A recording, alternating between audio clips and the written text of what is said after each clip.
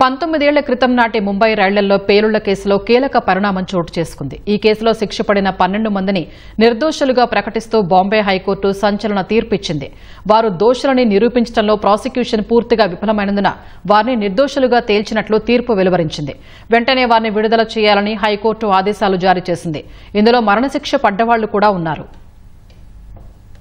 దాదాపు 2 దశాబ్దాల క్రితం 2006లో 180 మందికి పైగా పొట్టన పెట్టుకున్న ముంబై రైళ్ల పేలుళ్ల ఘటనలో బాంబే హైకోర్టు సంచలన తీర్పు ఇచ్చింది.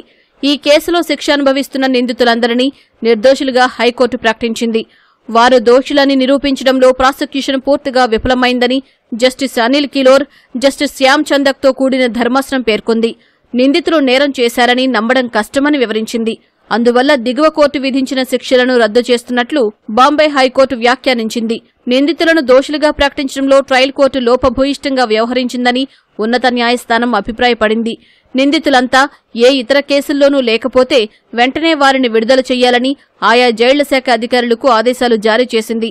హైకోర్టు తీర్పు తర్వాత వివిధ జైళ్ల నుంచి వీడియో కాన్ఫరెన్స్ ద్వారా కోర్టు ముందు హాజరైన దోషులు తమ న్యాయవాదులకు కృతజ్ఞత తెలిపారు. ఈ తీర్పుతో నాటి ఘటనపై దర్యాప్తు చేసిన మహారాష్ట్ర ఉగ్ర నిరోధక సంస్థకు ఎదురు దెబ్బ తగిలినట్లయింది. 2006 జులై 11న ముంబైలోని లోకల్ రైళ్లలో దుండగులు వరుస బాంబు పేలుళ్లకు పాల్పడ్డారు. ఈ మారణ హోమంలో 189 మంది ప్రాణాలు కోల్పోగా మరో 800 మందికి పైగా పౌరులు గాయపడ్డారు. ఈ ఘటనపై సుదీర్ఘ దర్యాప్తు అనంతరం 2015 అక్టోబర్లో ప్రత్యేక కోర్టు 12 మంది నిందితులను దోషులుగా తేల్చింది. వీరిలో 5గురికి మరణశిక్ష, మిగతా 7గురికి జీవిత ఖైదు విధిస్తూ తీర్పు వెలువరించింది. దోషుల్లో కమల్ అన్సారీ అనే వ్యక్తి 2021లో కోవిడ్ కారణంగా నాగపూర్ జైల్లో మృతి చెందాడు. ప్రత్యేక కోర్టు ఇచ్చిన తీర్పుపై దోషులు హైకోర్టును ఆశ్రయించారు. వాటిని సవాల్ చేస్తూ మహారాష్ట్ర ప్రభుత్వం కూడా పిటిషన్ దాఖలు చేసింది. 2015 నుంచి ఈ అంశం ఉన్నత న్యాయస్థానంలో పెండింగ్లో ఉంది. దీనిపై అనేక అభ్యర్థనల తర్వాత 2024 జులైలో రోజువారీ విచారణ నిమిత్తం ప్రత్యేక బెంచ్ను హైకోర్టు ఏర్పాటు చేసింది.